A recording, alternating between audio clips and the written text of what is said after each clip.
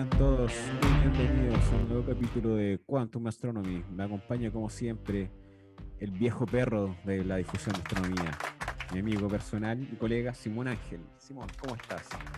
Hola Luis, muchas gracias por la presentación. Un saludo a quienes nos escuchan o quienes nos ven desde YouTube. Estoy bien, ya estoy libre del coronavirus, me coroné y sobreviví sin Ujú. secuelas aparentes. Eh, Mi esposa también, la Claudia está bien, así que es una buena Qué bueno. semana. Está rico el día, hizo calorcito, pude salir hoy.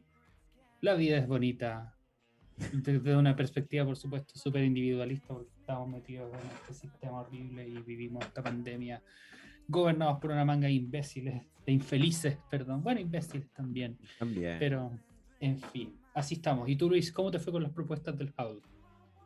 Bien, inocentemente partí con una y fueron llegando correos de colegas internacionales así como, únete a nuestra propuesta, pero necesitamos tus gráficos. Y ahí tuve que empezar a hacer cálculos para todos, porque mientras más científicos seamos y mejor justificada esté, ya sea no solo de forma experimental, sino también teórica, más peso tiene la propuesta y más chances tenemos de que nos den trabajo. O sea, nos den las horas de observación y también más trabajo para mí. Y eso significa más papers. Y ahora que mi código espero que está funcionando muy bien, o sea, ya se supone que no debería tener como errores. Esto, estas nuevas observaciones van a ser como una vaquita lechera. Pues mi código en ese sentido, que van a llegar y simplemente hago correr el código hasta los resultados y paper nuevos, así, ta, ta, ta, ta, ta. Excelente, como la Eso es gente muy de cómodo. Planeta. La Sí, gente de pues, Planetas tiene todos los códigos listos, entonces después le pasan la curva de luz y ¡frup! paper, está la planilla del paper casi. Sí, exactamente. Y eso de igual te alivia por el tema de no estar preocupándote tanto de que tenés que estar sacando paper cada cierto tiempo y puedes dedicarte también como a una investigación más profunda en paralelo. Exactamente. Es cómodo, es cómodo. Pero hoy, Simón, no vamos a hablar directamente de astronomía. Sí tiene que ver un poco con astronomía, con astrofísica, con cosmología, pero es algo que está ocurriendo en la Tierra y que es para estudiar el universo, pero a las escalas más pequeñas posibles que podemos llegar hasta ahora. Y estoy hablando de el CERN. El CERN, el maravilloso colisionador de partículas. O sea, eso es parte del CERN, el colisionador de partículas, porque el CERN es el centro entero, o sea, al menos así lo entiendo Sí, yo. Puedo estar equivocado. es que Perdón. el CERN lo que hacen es colisionar partículas, pero tienen distintos laboratorios en este anillo Ujú. y que en el fondo y detectan distintos tipos de partículas. Y ahí tienen LHC, que es el Large Hadron Collider, tienen Atlas y un montón de otros más. Pero no vamos a hacer énfasis directamente eso ahora, sino que la próxima vez que hablemos del CERN vamos a traer un invitado que está trabajando ahí. Pero hay que poner un poco el día de qué es lo que es el CERN, por qué se hizo, cuándo se fundó y cuáles han sido sus principales logros, y en particular lo que se está haciendo ahora, porque imagino que la última vez que el CERN hizo gran ruido fue como cuando se descubrió el bosón de Higgs el El 2012. 2012, claro. Pero después, ¿qué es lo que pasó? De hecho, hasta el mismo The Big Bang Theory, había un capítulo donde tenían que justificar como eh, convencer a la, no sé si, ¿cómo se llama? Inversionistas, contribuyentes, etcétera, gente que iba a poner lucas para que se desarrollen experimentos en física. Y Leonard fue a una radio a hablar sobre esto y dijo que la física estaba estancada. Como que ya no había mucha más física que hacer en el futuro. Oye, pero eso Había lo algo ahí. dijo, ¿quién dijo eso a finales del siglo Kelvin, Lord XIX? Kelvin. Lord Kelvin, sí. Y Claro, después, como en 20 años más, salió la relatividad especial, la general, la cuántica. claro. Exactamente. Digamos que las teorías físicas se evolucionaron antes de 1900 en el mundo clásico que ya hemos hablado al respecto, mecánica clásica, eh, termodinámica y electromagnetismo, y con eso podían explicar hasta ese entonces todo lo que veían en su cotidianidad, o de la mayoría de las cosas. La gravedad explicaba muy bien los planetas, el electromagnetismo explicaba bien los fenómenos eléctricos y también los ópticos. La termodinámica también hacía lo suyo, eh, pero habían ciertos baches en, digamos, en estas teorías, como por ejemplo la catástrofe del ultravioleta, que ya lo mencionamos, y la precesión de Mercurio, por ejemplo, que también lo mencionamos en el tema de gravedad. También estaba por responderse la edad del Sol. En ese momento Mm, no había respuesta. O sea, no la edad del Sol, perdón. El mecanismo de generación de energía en el Sol. Eso, eso mismo. sí. Y así, bueno, un montón de cositas que donde fallaba la teoría permitieron construir estos dos colosales de la ciencia, que es la relatividad general y la cuántica. Y que una vez que se desarrollaron esas teorías, como lo hemos comentado, se logró un entendimiento mucho más profundo del universo y también permitió desarrollar mejores tecnologías. Y la que estamos tratando de hacer ahora, me incluyo, porque yo trabajo en esta parte de lo que es física fundamental, es que tratamos de ver dónde están fallando las teorías actuales, que las teorías actuales, por muchos experimentos que hemos tratado de hacer, siguen vigentes. Es como que no sabemos dónde fallan. Y tenemos que llevarlo cada vez a situaciones más extremas, donde se supone que podrían fallar. Por eso se aplica los físicos trabajan tanto en agujeros negros o trabajan en estrellas de neutrones, porque son laboratorios naturales donde la física ahí está en condiciones que nunca vamos a poder reproducir en la Tierra. Y son condiciones mucho más extremas que incluso la que hay en el Sol, por ejemplo. Ahora, en la Tierra, lo más parecido a llegar a física extrema son estos colisionadores como el CERN. El CERN y hay otros más que son el Fermilab y cosas así que también vamos a dar unos pequeños comentarios. Y ellos están haciendo unos logros muy importantes ahora, que están de alguna forma empujando los límites de la física que conocemos y se podría desencadenar una nueva generación de física. Pero eso lo vamos a dejar para el último bloque. Entonces, partamos con el CERN, y es la Organización Europea para la Investigación Nuclear. Y CERN, ¿cierto? Es un centro que, como habíamos dicho, contiene varios experimentos, varios laboratorios. El LHC, el Atlas y otros más que están instalados a lo largo de este anillo gigante, que está en el subterráneo, entre la frontera de Suiza con Francia. Em, a ver, déjame ver una cosita aquí.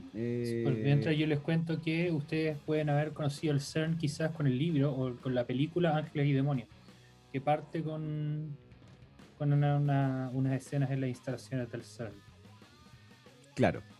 Y no está, ¿cierto?, bajo la jurisdicción ni de Francia ni de Suiza, sino que de un montón de países. Creo que, si no me equivoco, son 21 los que tienen mayor poder, ¿sí? 21 estados. Ujú. Eh, Principalmente de la Unión digamos, Europea, me imagino. sí, principalmente la Unión Europea. También creo que está Israel metido como un gran colaborador. Y las otras son colaboraciones que se han ido haciendo a lo largo de los años. Tengo entendido que Chile entró como en el año 90, pero no como de los que ponen más lucas, sino que poniendo personal, procesando datos y cosas por el estilo. Son aproximadamente, por así decirlo, el presupuesto del CERN son como $1.000 millones, pero, ¿Anuales? ¿sí? Ujú. Pero eso lo que equivalía es básicamente como a que cada europeo pagar una cerveza a los científicos del CERN. Entonces, a la larga no te sale tanto para lo que significa este colisionador de partículas, lo que ha significado para la humanidad y lo que va a significar todavía. Em, ya, entonces aquí hay algunos, dice, hay varias, no, no, a ver, hay varios laboratorios metidos ahí, pero están todos, ¿cierto?, en distintas partes de un anillo que son de aproximadamente 25 kilómetros de circunferencia. Y la idea es que ahora es mencionar las grandes descubrimientos que han hecho en el CERN, en este anillo. ¿Cómo funciona? Básicamente se ponen haces de protones que empiezan a girar en el perímetro de este anillo, ¿cierto? A lo largo de este anillo. Y se encuentran y chocan. Y cuando chocan, digamos, se transforma esta colisión en un montón de partículas. En la física cuántica, no es como que chocaran dos tostadores y se rompiera y viéramos que lo que hay dentro del tostador. Porque en ese caso el tostador mantiene las piezas. Pero en física cuántica, cuando tú haces chocar estos dos tostadores cuánticos, las piezas van mutando y se van transformando en otras, se van juntando y sale un montón de cosas nuevas. Y no siempre va a ser lo mismo. Entonces se tienen que hacer muchas colisiones, dado que esto se va transformando de forma estocástica, para poder encontrar algunas partículas. Por eso, por ejemplo, al principio decía, creemos que Higgs está acá, pero necesitamos un montón de colisiones para que podamos decir que esto no es ruido, esto no es coincidencia, y básicamente acá hay una señal que significa una partícula. Ok, ya Perdón, habíamos... esta analogía la habíamos usado con qué, con lo del, o sea, perdón, habíamos hecho una analogía con lo de hacer chocar autitos o romper un autito, pegarle con un martillo. Mientras más fuerte le pegamos con el martillo, en más piezas se desarma. Eso también es uno de los Claro, objetivos que se busca, ¿no? Hacer choques cada vez más energéticos. claro, claro. Pero esto también es más complejo porque imagínate, es como que también las piezas del auto interactuaran con las partículas del aire y eso las transformara. Aquí también va pasando cosas por estilo donde se va a interactuar con el vacío. Ujú. Y ahí es donde meten todas estas cosas. Excelente. Ya. El, para, digamos, por proponer al CERN y que lo construyan, tenía que haber primero un fuerte argumento teórico. Digamos que no se iba a construir por tincada ni como de la nada, sino que tenía que tener ciertas razones. Y, y digamos, ¿dónde está la fecha, maldita fecha? Ya. Eh, bueno, las primeras grandes contribuciones del CERN fueron cerca de 1970, especialmente en el 73, pero obviamente antes se estaba construyendo. Pero en ese entonces la física de partículas estaba en auge, así como muy, muy fuerte. Y ahí hasta ese entonces habían poquitas partículas descubiertas. Conocíamos las fundamentales y la electrodinámica cuántica estaba haciendo muy buenas predicciones. Y lo que pasa la fuerza electromagnética, que es la que nos ha enseñado como modelo, y que es, deja ver cómo lo explico mejor. Ha sido un modelo a seguir para desarrollar las nuevas fuerzas. Entonces, ya habíamos visto que distintos tipos de simetría internas, por el teorema de Noether, predecían ciertos tipos de partículas. Por ejemplo, la simetría interna de la función de onda de la variable compleja hacía que apareciera la carga eléctrica y que habían dos tipos de carga, bla, bla, bla, bla. Si tú veías otros tipos de cosas, simetrías, por ejemplo, cuando pasaba ya simetría de CO2, te aparecían dos tipos de nuevas partículas que hacían interactuar, que tenían que tener carga o no tener carga. Y básicamente se predecía un bosón con masa, un fotón, pero con masa. Y que eso se le llamaban las corrientes neutras. Y eso es el famoso bosón Z con el que interactúan, por ejemplo, los neutrinos. Es un fotón, pero con más masa, más guatón. Y esa Eso, simetría la perdón, eso es más liviano que un protón, pero más pesado que un electrón, ¿o no? Sí, sí. Ya. El, claro, y el bosón Z es menos probable que interactúe. Ya hay obviamente justificaciones porque para crearlo necesitas grandes cantidades de energía. Entonces, las partículas chicas es más fácil que se tiren una piedrita chica entre ellas que agarran un pedazo de roca gigante y se lo tiren. A todo esto, es que recuerden que nosotros vemos las interacciones en física de partículas como un intercambio de partículas. Entonces están los fermiones, que son los ladrillos, y se intercambian los bosones, que son el pegamento. Entonces antes solamente se tenía evidencia de un puro pegamento, que era el fotón, en la fuerza eléctrica. Pero el átomo tenía que funcionar con más partículas, digamos, para resolver el puzzle, que se iba basando, íbamos siguiendo el camino que nos dictaba la electrodinámica cuántica. Y ahí apareció el bosón Z y apareció el bosón W más y el W menos, que eran necesarios para cambiar de sabor los quarks dentro del núcleo, ¿cierto? Y eso permitía la generación, por ejemplo, de la tabla periódica, los decaimientos beta, que se observaban, ¿cierto? Y no se podían explicar a través de la fuerza eléctrica. Entonces se necesitaban ciertas condiciones que cambiarle a la fuerza eléctrica para que se observara esto.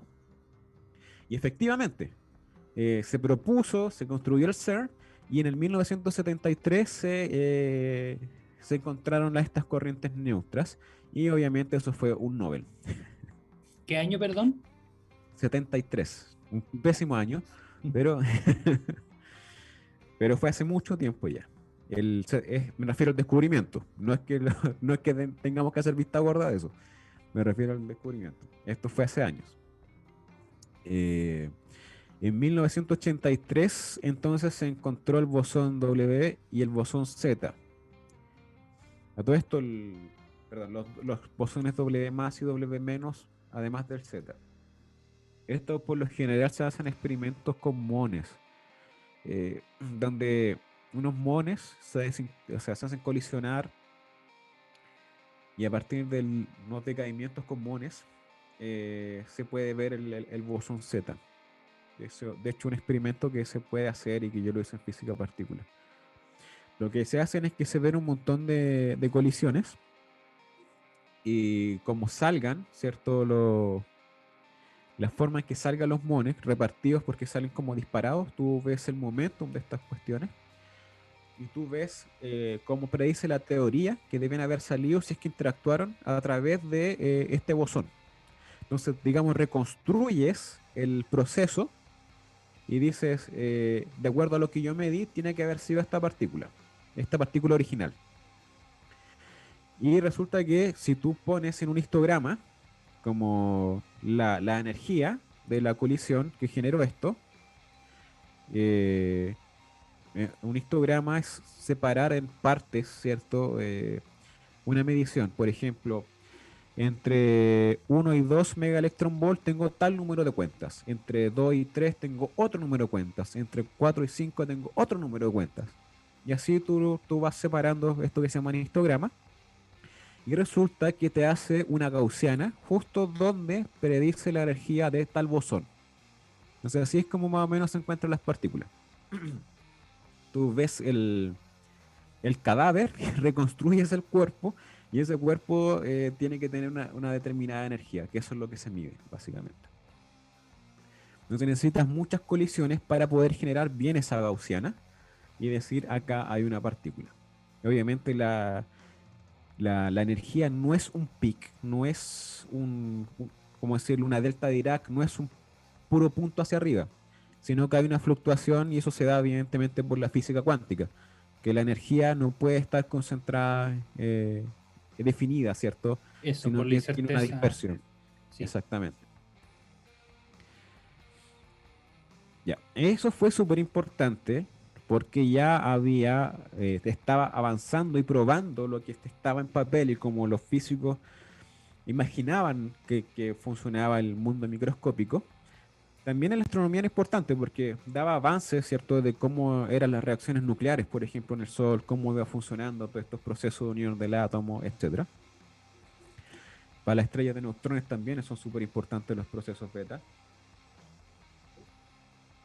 Así que no es como que, oye, ¿qué saco con esto? De verdad, daban a base para muchas áreas del resto de la física. ¿No? Ya. Y esto es cada vez la idea era llenar un rompecabezas que estaba ahí dando vueltas. Entonces en el 83 ya tenían los bosones W y Z, o sea que ya habían encontrado de forma experimental a la fuerza nuclear débil. En, a ver, dice...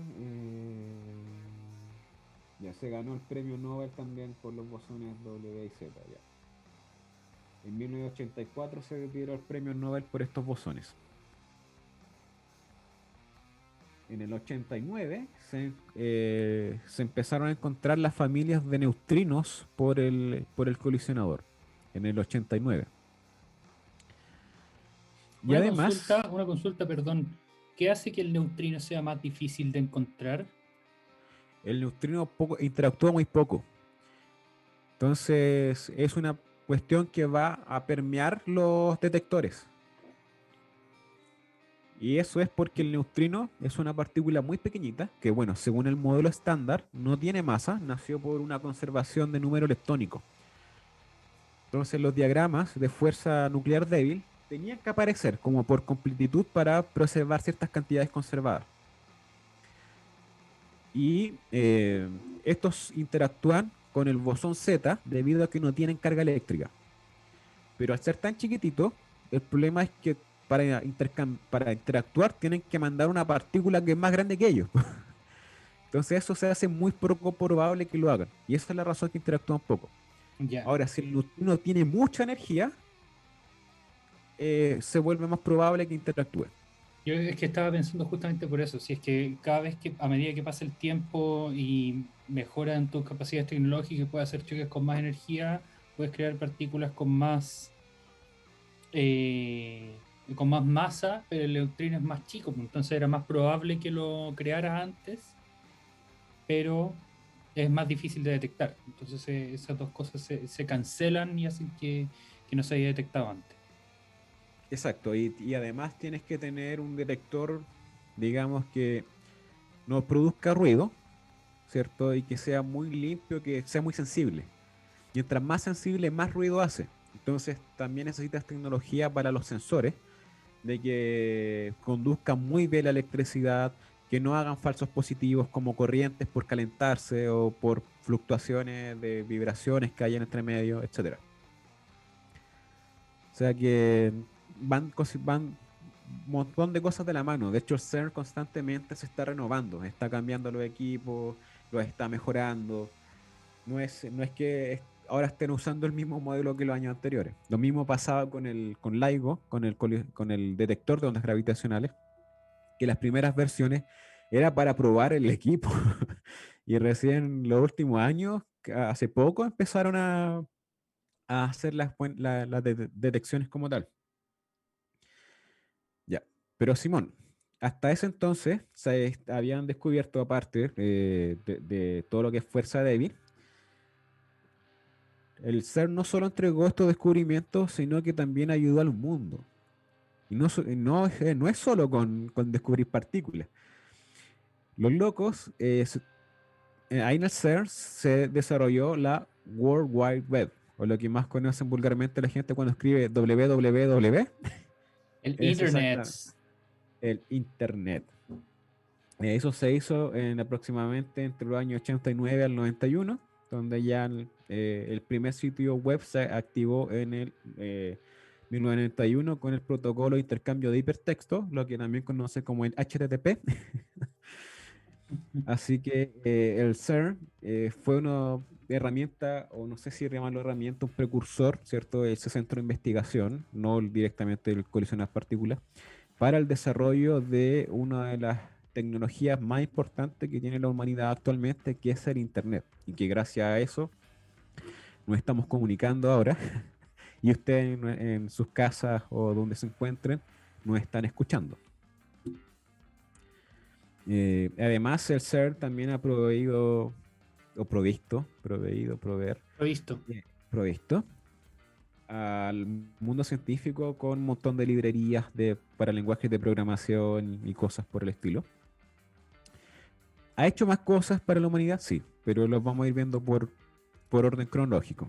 O sea, aparte de intentar responder preguntas como qué es lo que mantiene unido a todas las partículas en el universo y preguntas filosóficas profundas, muchas preguntas filosóficas profundas. Eh, claro, o sea, estamos hablando de dejar eso de lado y pensar en aplicaciones prácticas. Claro. Cómo el CERN ha ayudado a que la sopaipilla que yo me compro en el carrito de la esquina sea más saludable. Exacto. En 1995, ahí nosotros teníamos aproximadamente unos 4 años, Ujú. apareció, o sea, pudieron crear el antihidrógeno, que es el inverso del gemelo malvado del hidrógeno, que es el hidrógeno tiene un núcleo positivo y el electrón que tiene carga negativa dando vuelta. Esto sería lo inverso. Tendría un antiprotón y un positrón dando vuelta. Y eso es antimateria, como lo dijo Simón. En el libro Ángeles y Demonios, una de las cosas que hacen es robar antimateria al CERN. Y esto era importante porque estaba abriendo un campo totalmente nuevo de la física experimental, de que es trabajar directamente con antimateria. Y la antimateria muchas veces también se obtiene gracias a la fuerza débil, Claro. hay que decirlo, que es con lo que se había construido antes. ¿Qué es lo Eh, que hace pasar, perdón, un quark a un antiquark? claro, Ujú. claro. Recuerden que si ustedes alguna vez se encuentran con su anti-yo, su anti-usted, por favor no lo saluden, no se acerquen, nada.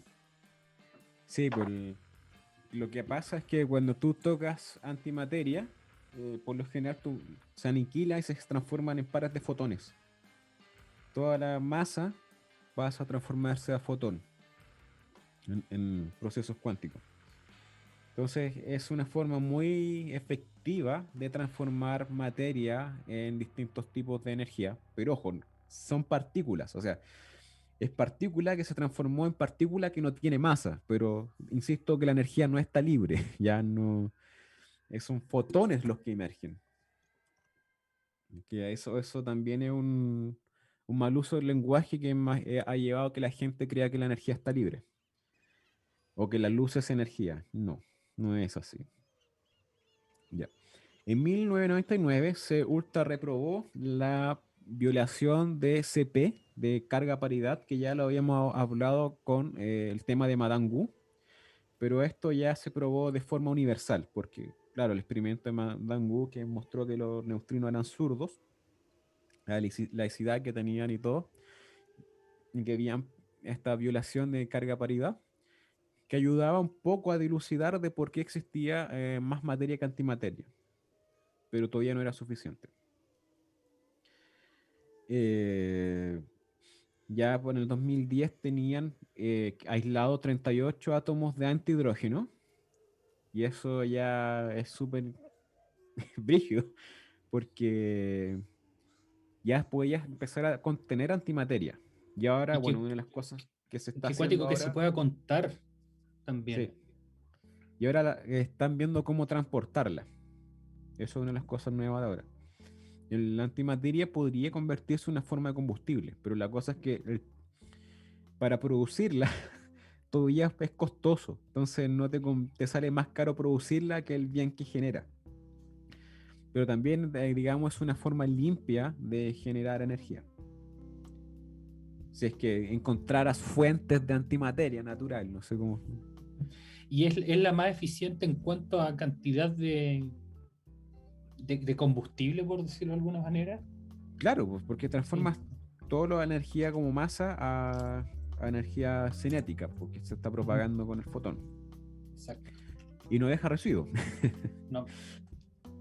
Entonces Ya. con eso, claro, así hervir agua y con el vapor movís turbina Ujú, y no hay energía eléctrica. Debe claro. haber alguna vuelta más corta probablemente, pero así lo haría yo. Y en 2012 encontramos al maravilloso bosón de Higgs. Al bosón de Higgs. Que significaba, por así decirlo, para los físicos, un punto importante. Porque faltaba ese bosón mediador que explicara por qué las partículas tienen masa. Entonces era una forma de completitud del campo. Eh, y eso también obviamente fue un premio Nobel. Eso yo creo que fue uno de los premios Nobel, al menos en física, más rápido, Sí, ¿o no? Fue de un eh, año para otro. Cuando sí, normalmente los premios Nobel les toman, al menos los últimos que han sido en astronomía o relacionados, son descubrimientos de hace 8 o 10 años, algo así. o más, como de O los años más, sí. 90 la Sí. están dando premios. El 2011, el premio Nobel de Física fue por el descubrimiento de la aceleración, de la expansión acelerada del universo. Ese fue un descubrimiento en el 98. Claro, claro. Bueno, la cosa es que el bosón de Higgs para el mundo de la física era muy importante. Y por ejemplo, para el entendimiento de la cosmología y cosas así, también era importante. Porque bosón de Higgs explicaba por qué, por ejemplo, se separaban las fuerzas al inicio del universo. Que le dio masa a esta interacción. En el fondo era una pieza de rompecabezas fundamental que respondía a muchas preguntas al mismo tiempo. Ya. Y ahora lo que tengo para que continuemos es cuáles han sido los descubrimientos que se están haciendo ahora, o sea, en qué está trabajando el CERN. Pero para eso, vámonos al primer corte, porque creo que estamos bien por ahora. Vamos con una canción que espero que les guste mucho. Sí.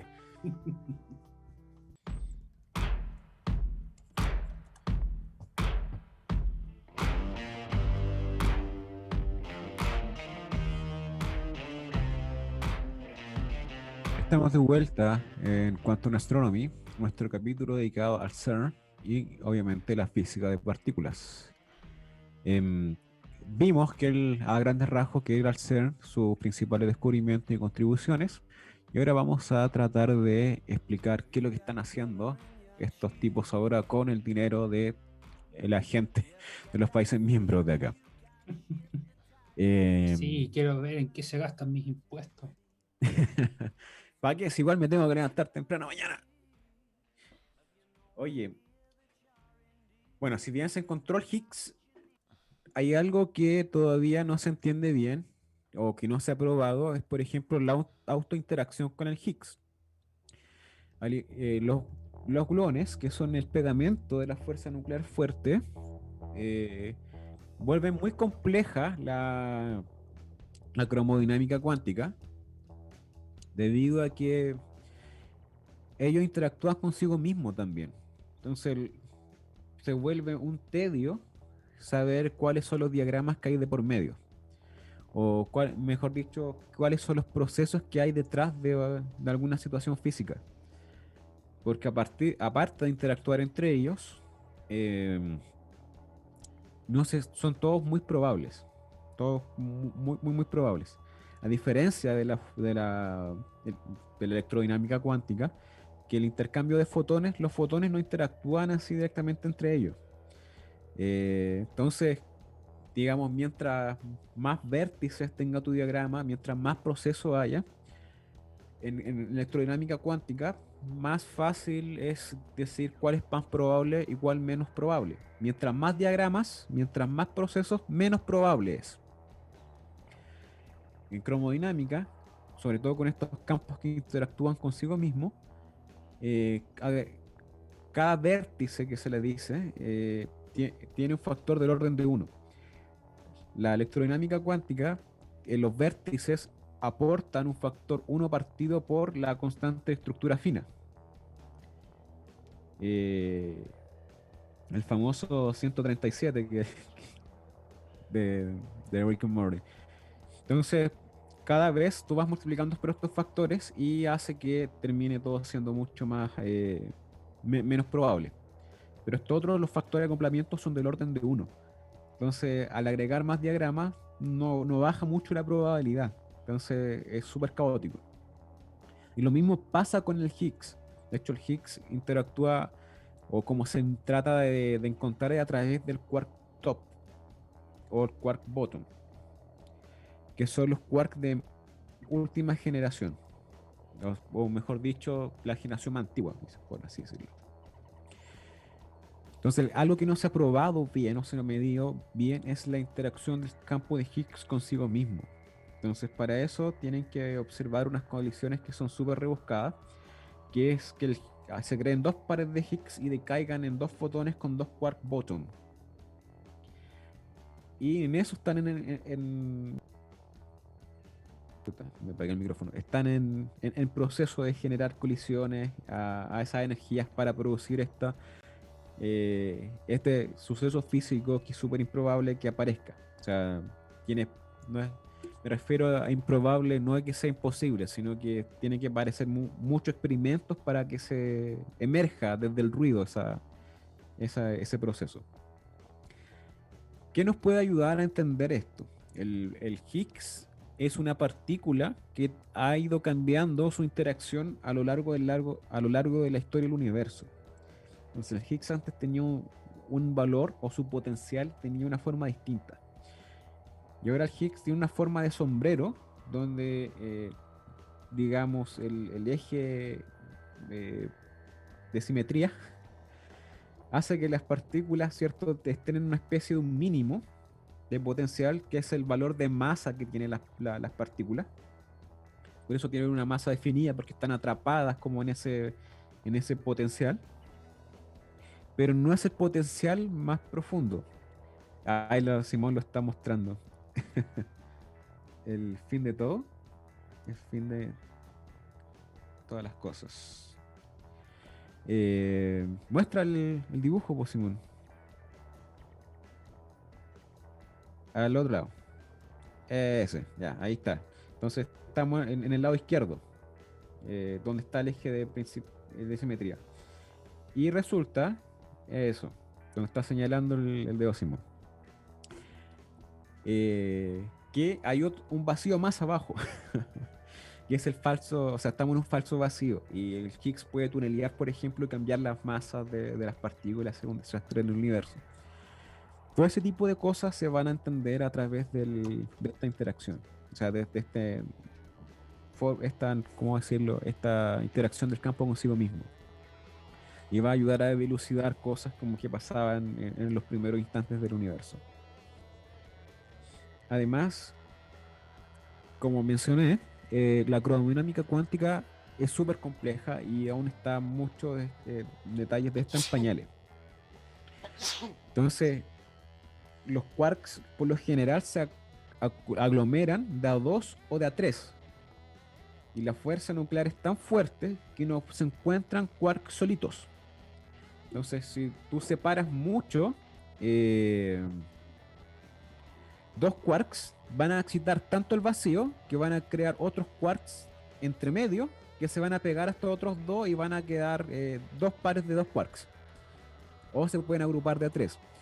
Cuando están agrupados de dos se llaman mesones, y cuando están agrupados de tres ya pasan a ser bariones, como protones y neutrones, otras partículas. Las distintas series de partículas que generalmente vemos son distintas combinaciones de quarks. Y son 6 quarks, pero se dividen en 3 generaciones. La generación de menos energía, donde los quarks tienen menos masa, es el up y el down. Entonces los protones y los neutrones están hechos por 3 quarks, ¿cierto? 2 down, 2 up y un down, y 2 down y un up. Tenemos mesones, como los piones, que están hechos por distintas combinaciones de estos.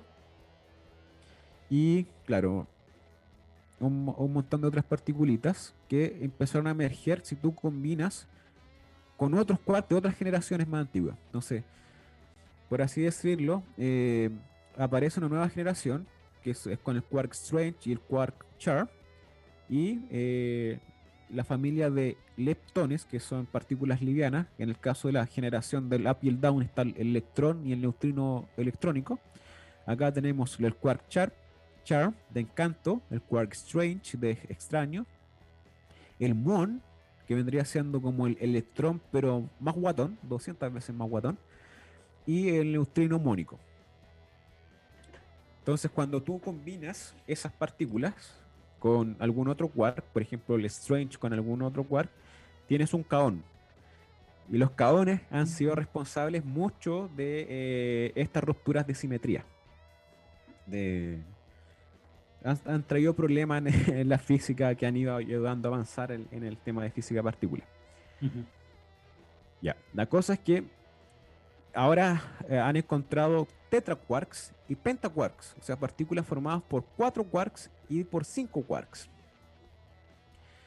Generalmente el Higgs se, se hace o se forma de ocupar los quarks los más pesados, que serían el top y el bottom, de la última generación más pesada. O sea, se aceleran los protones muy rápido, cosa que los quarks con la energía que van teniendo se transforman, llegar a energía suficiente para hacer quark tops o bottom, chocan, ¿cierto? Y generan Higgs, bosones de Higgs. Ahora la cuestión es que se ha visto esta estabilidad en 2 y 3 quarks, pero ¿qué pasa cuando hay 4? Y ahí vienen incógnitas, como por ejemplo, si es que de verdad estos quarks están los 4 acoplados, o digamos como que es una interacción entre dos parejas de quarks que están débilmente unidas. No me refiero a débilmente unidas por fuerza nuclear débil, sino que no están intensamente unidas, sino que simplemente se juntaron un poquito y después se separan. Eh, entonces ahora encontraron en esto el First Open Charm Tetraquark. ¿Qué se refiere a eso? Que encontraron un quark, o sea, perdón, una partícula de 4 quarks, y una de esas tiene un quark charm. De hecho, las otras son súper raras también. Déjame buscar específicamente qué es lo que tenía. Ya, pero filo. Tiene este quark charm que es súper extraño. Entonces están Hay tratando una, de perdón, Luis, ¿Mm? ¿hay algún estudio que diga cuál es la proporción de los quarks en el universo? No que yo sepa. Ya, Pero obviamente lo más común es que van a decaer al, al top y perdón, al up y down, que son los hechos ujú, de protones y neutrones. Los otros tienen más energía. Entonces claro. siempre las partículas tienden a decaer a cosas de menor energía, como lo predice la termodinámica, ¿cierto? Más de mayor energía a menor energía. Entonces, en este caso, están estudiando cómo están acopladas estas partículas cuando metes cromodinámica más variables, ¿cierto? Y si es que empiezan a haber interacciones fuera del modelo estándar, o sea, si en verdad hay algo más que está interactuando ahí, o cómo van cambiando esta probabilidad de acoplamiento de al ir agregando más diagramas. Y también se encontraron con 5 quarks, los pentaquarks. Se supone que todas esas partículas posiblemente se formaron al principio del universo, cuando esto está en condición muy cercano a lo que es vulgarmente conocido el Big Bang. Claro, entonces había mucha densidad, entonces era mucho más probable que se formaran todas esas partículas. Exacto, exacto. Ya. Y ahí ha aparecido un montón de partículas de estas combinaciones, y hasta ahora se han encontrado 59 nuevos hadrones. Y los hadrones son estas partículas hechas por quarks. Y eso ha ayudado a seguir probando la física de partículas de las distintas combinaciones que se pueden ir formando, si es que son compatibles o no, o cómo se van decayendo y se van generando estos canales de interacción entre ellas. Y igual es un test súper fuerte la cuestión, o sea, 59 partículas ha sido harto, pero Sí, un obviamente no montón. son fundamentales, están compuestas de partículas fundamentales, y la idea es ver cómo van interactuando y si hay algo fuera del modelo. Y eso es lo que vengo a hablar ahora. El- Hay un nuevo resultado en el LHCb, el LHC Beauty, que trataba de un experimento enfocado al quark bottom, Ujú. que antes se iba a intentar llamar Beauty, pero se declinaron por bottom para ponerle ese quark, y que hay una extraña violación en la elección de los sabores de las partículas en que decae. ¿Qué va a pasar? Según el modelo estándar, las partículas cuando decaen, estos quarks más pesados, no tienen una preferencia si es que decaen en un montón de partículas con un electrón o si decaen en un montón de partículas con un muón. Digamos que no hace diferencia según el modelo estándar. Si yo hago 100 experimentos, voy a elegir, el quark va a elegir la mitad de veces el canal A y la mitad de veces el canal B. O sea, deberíamos medir 50 veces algún electrón y 50 veces algún muón. Recuerden que el muón es como el electrón, pero un poquito más pesado. Pero las propiedades eléctricas son la misma. Y se encontró una discrepancia donde la proporción no es como un 80% de que elija un canal en lugar del otro. Ya, o sea, se rompe la estocasticidad. No, al parecer no es completamente aleatorio o la Exacto, distribución no es uniforme. claro. Están a 3 sigmas de eso. En el fondo, que es un 0,1% de probabilidad de que esto sea una predicción del modelo estándar, Ujú. versus un 99,9% de que esto sea alguna falla en el modelo estándar. Una física Como, nueva. claro, una física nueva. Recuerden eso, de que la física de este siglo se generaron a partir de fallas en las teorías antiguas. Entonces, ahora, como se están viendo estas fallas, estos experimentos, podría resultar física nueva. Y eso es lo interesante. ¿Y por qué pasa esto? Generalmente los procesos que nosotros vemos se han estudiado mucho en la física de la primera generación de partículas. Quark up, down, electrón, neutrino electrónico. Pero todas estas cosas están empezando a pasar como en la segunda y tercera generación de partículas, donde pueden haber interacciones más raras y distintas violaciones de simetrías. Como vimos antes que se violaba, por ejemplo, paridad carga, ahora se pueden empezar a violar otras simetrías. Y eso puede dar lugar a nuevas interacciones, nuevas partículas, nueva física y nueva tecnología probablemente. Explorando este universo de alta energía que ha estado escondido, digamos, para los simples mortales que vivimos a baja energía, po. Y ahora resulta que hubo otro experimento que es el experimento G2 de los mones en el Fermilab, que es otro experimento que está en Estados Unidos que es más o menos parecido a lo que busca el CERN, que es estudiar el mundo subatómico. Ujú. Eh, ¿Qué pasa en este experimento? El electrón tiene un spin y que habíamos dicho que eso es muy parecido a que se comporte como un imán. Entonces Sí. los imanes, cuando tú lo pones en presencia de un campo magnético externo, tienden a alinearse con el imán. Ahora, si tú consideras el electrón como un imán, no se va a comportar igual que un imán, sino que hay un factor 2 en el acoplamiento. O sea, que se va a acoplar más rápido. Pero esas son propiedades cuánticas del electrón que digamos, se establecieron bien.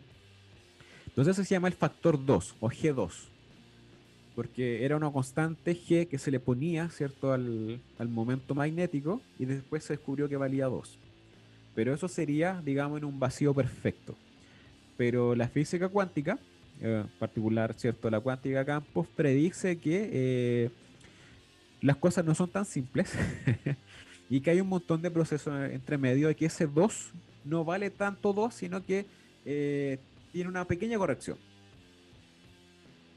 Entonces el electrón y todos estos procesos en movimiento pueden usar autointeracciones, como por ejemplo, si un electrón se comunica con el otro, lo más simple es que mande un fotón, pero Ujú. también puede mandar dos fotones, puede mandar tres fotones, o si manda un fotón, ese fotón se puede transformar en un electrón y un positrón y después volver y llegar a ser otro electrón y así un montón de cosas.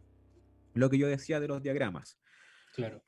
Cada uno es más improbable que el otro, o sea, mientras más pasos le di al camino, más improbable se vuelve, pero empiezan a aparecer en estos decimales, o sea, igual están presentes, pero muy, muy, muy a la cola del decimal. Y ahí también tiene que ver cuántas veces hace el experimento y todo eso. Claro. Y también el que interactúan con partículas del vacío cuántico. El vacío está a nivel subatómico, está constantemente fluctuando en distintos tipos de partículas. Ujú. Entonces, todo eso se sumó todo, digamos, se consideraron todas las posibles interacciones, ya sea de los fotones que envía o las partículas del vacío, y con 12 decimales de precisión se encontraron las correcciones. Entonces, eso ya es como, bueno, Sí, qué anda este modelo? Ya, el muón es 200 veces más guatón que el electrón, sí. más gordo. Para los que nos estén escuchando fuera de Chile, guatón es sinónimo de gordo, solamente que guata es una palabra mapuche. Guatón. 200 veces más masivo, tiene más masa. La cosa es que las propiedades eléctricas del muón son igual que el electrón. Entonces, el, de alguna forma también debería tener este factor G2, pero si tú empiezas a sumar después todas las posibles correcciones, como se le hizo al electrón, eh, no coinciden con lo que se mide experimentalmente. Y eso eh, es probable que esté interactuando a partir del vacío, en el vacío cuántico, con partículas fuera del modelo estándar. Y eso se debe a que mientras más masa tú tienes, más probable es que interactúes con una partícula del vacío. Y el electrón, perdón, al muón, hacer 200 veces más masivo, es como 40.000 veces más probable que encuentre con estas partículas. Va con el cuadrado de la proporción de las masas. Exactamente. Ya, una consulta, ya, que sea más masivo te hace más probable que interactúe. Eso podría quizás dar a entender de que la interacción está dada por fuerza gravitacional, pero la fuerza gravitacional es la más débil de las fuerzas, ¿o no? Es que no necesariamente. ¿Ya? Por ejemplo, el bosón Z también puede interactuar y tiene masa. Entonces también Ujú. es más probable que su sección eficaz aumente, eh, o sea, la sección eficaz del muón haga más probable interacción con esa. Ya. Pero esa es la cuestión. Eh, no se sabe con qué partículas está interactuando, porque todas las del modelo estándar las tenemos ahí. Están Sí. en corrección. Y Entonces están bien hay algo, caracterizadas, sabemos más o menos claro. cómo es la interacción. Ya. Entonces ahí está la cuestión, pues no se sabe con qué está interactuando o qué canales nuevos pueden haber o qué procesos físicos, quizás la forma en que estamos pensando la interacción cuántica está mala. eh, y hay una discrepancia, pues, y están tratando de seguir los experimentos para ver qué es lo que pasa ahí. Entonces ese puede ser otro canal de salida al modelo estándar y generar estas nuevas teorías. Pero eso es, repito, es en el Fermilab. Y lo que hacen acá ellos es acoplar estos muones con un campo magnético y tienen esta precesión que Ujú. empieza a liberar fotones y a partir de eso determinan todos estos decimales. Pero, pero interesante, o sea, O sea, con sin duda, partículas sí. del vacío y no sé si podríamos considerar el gravitón. No, no lo sé. Quizás muy débil la interacción para el gravitón y considerar esos cambios en número. Quizá hay una quinta fuerza. Recuerda que también tuvimos un capítulo con el Chirri que hablamos de la quinta fuerza que se midió unos decaimientos raros. Pero Ese todo era el esto, de los fotones oscuros, ¿o no? ah, ¿Eso no era lo de los fotones oscuros? no, al Chirri le hacemos bullying por su lagrangiano de fotones oscuros. Pero esto fue un decaimiento no me acuerdo qué átomo, de xenón parece o algo por el estilo. Ya. Que no se podía explicar bien con los canales que ofrece el modelo estándar, sino que tenía que Claro. probablemente haber una interacción nueva. Y eso lo vuelve mucho más entretenido. Vuelve mucho más entretenido todo esto. Y también todo esto quizás predecir nuevos objetos astronómicos que debamos descubrir. Pues eso también es o nuevas propiedades en objetos que ya conocemos, no sé. Entonces la física todavía cada vez tenemos que ir a ahondar más profundo para, para encontrar cosas más generales y así a generar una teoría más bacán. Pero Es al ¿qué? revés de la astronomía, más o menos. En astronomía necesitáis. No, en realidad es similar a la astronomía. No, no lo pensé apresurado, no, no es al revés. Porque en astronomía también necesitáis cada vez más tecnología, máquinas más grandes para ver más lejos. Exacto, Sí. sí. Y Y vais bueno, a escalas más chicas. todo esto, los mones, les recuerdo que son de segunda generación. Entonces, eh, se necesitan tres generaciones para explicar como lo que vemos, ¿cierto? En el universo, tres generaciones. Eh, y todo esto nuevo está pasando en la segunda generación. Entonces, imagínense quizás lo que podamos ver cuando analicen la tercera generación. Pero trabajar con tauones, por ejemplo, que sería la versión más gorda del muón y la versión ultra gorda del electrón, eh, necesitáis mucha energía para tener a ese bicho ahí. Po. Mucha, mucha energía. Entonces, probablemente cuando nosotros tengamos 70 años, van a estar quizás analizando esa física y probablemente mientras combatamos algunos zombies en el apocalipsis que se viene. Y eso, mi querido Simón, ¿qué te pareció Oye, me lo gustó que está mucho haciendo usted? la revisión histórica de qué es lo que se ha hecho en el CERN y ahora este esbozo a física de partículas con esta física bien exótica. Yo me acordaba que había escuchado esto de los tetraquarks, los pentaquarks no lo conocía. Y el vínculo que hiciste con lo de los primeros momentos del universo, claro, tiene todo el sentido del mundo. Me entusiasma harto esto y espero que podamos concretar alguna invitación. La de Juanpi sería ideal ahí para que nos hable un poquito más de el CERN. Claro. Y bueno, por lo menos yo que estudio estrellas de neutrones, esto es súper interesante porque el núcleo de estrellas de neutrones todavía es un misterio. ¿Qué pasa cuando Ujú. la materia está tan comprimida que incluso los protones se comienzan a solapar? Y después tiene estos plasmas de quarks y deberían aparecer estas partículas o todas estas Ujú. interacciones raras. Claro, Así que por lo menos para mí es interesante y son cosas que probablemente empiece a meterme en mis investigaciones más adelante. Así que sí, sí, si es vuelve Becas interesante. Chile, sí. Sí, sí, hay que, hay que trabajar. O sea, si hago esto, probablemente no voy a tener tiempo de hacer clases o cosas por el estilo. Una por otra. Exactamente. Y pasan cosas interesantes, porque generalmente cuando tienes una estrella de quarks y cosas así, los procesos en que se enfría la estrella son muy rápidos. Entonces puede que probablemente existan, si es que esto es verdad, pueden existir estrellas de neutrones como materia oscura, que sean gravedad así, Estrellas de ultra neutrones densa. frías, sí. Claro, claro. Y puede que quizás se hagan en tiempo de la escala del universo, ¿cachai? Y Ujú. quizás sigan rotando eh, muy lento, pero tengan un campo magnético muy fuerte. Entonces serían como regiones del espacio donde el campo magnético, al ser tan intenso, hace que en medio sea birrefringente en el vacío. Y en medio ¿Eso qué birrefringente significa? en la atmósfera, o el papel celofán. El papel celofán es birrefringente.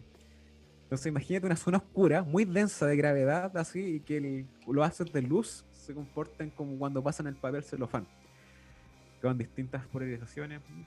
Ese objeto me gustaría encontrarlo. No así de forma directa. No me gustaría ir a una nave espacial y encontrarme con una de esas cosas. Pero serían objetos interesantes de estudiar. Si es que existen, Sí, hipotéticos. en una de esas con el Vera Rubin Observatory, que es el nuevo proyecto que se está construyendo aquí en Chile para observar todo el cielo nocturno observable desde el punto donde está cada 4 noches, se pueda descubrir uno de esos. Y claro, difícil, porque imagino que una forma de pillarlos quizás sería con binaria. Ver cómo se difracta el campo alrededor y cosas por el estilo. Pero debe ser muy poco probable que existan esas cuestiones. Ya. Eso, Simón. Ese es el capítulo de hoy día. Salió más cortito de lo que pensaba. Excelente, pero súper denso porque metimos ahí harta información. Recuerden que si tienen dudas, están abiertos los canales de comunicación de Quantum Astronomy, los pueden ahí ver en el GC de YouTube. Y quienes ya nos siguen hace tiempo saben en dónde nos encuentran. Para dudas más profundas de eso, vamos a eventualmente tener el canal de comunicación de Patreon también, que lo venimos pateando hace no sé cuánto tiempo, pero Sí, va a tenemos salir, que juntarnos a hacer eso. va a salir, sí. Y por mientras quiero volver a agradecer a ustedes que nos están escuchando, porque son quienes hacen posible, quienes nos dan la motivación para seguir haciendo Quantum Astronomy después de todo este tiempo. Gracias también a Fulgor Lab por esas gráficas bonitas que nos ponen, por meter las canciones y por aguantar nuestras mañas. Eso, entonces cuídense harto, cuidado con el virus, odien al gobierno y que disfruten. Y si quieren más física, suscríbanse. Le conté al Quantum Experto. Nos vemos. Chao, chao, que estén muy bien y disfruten la canción de salida.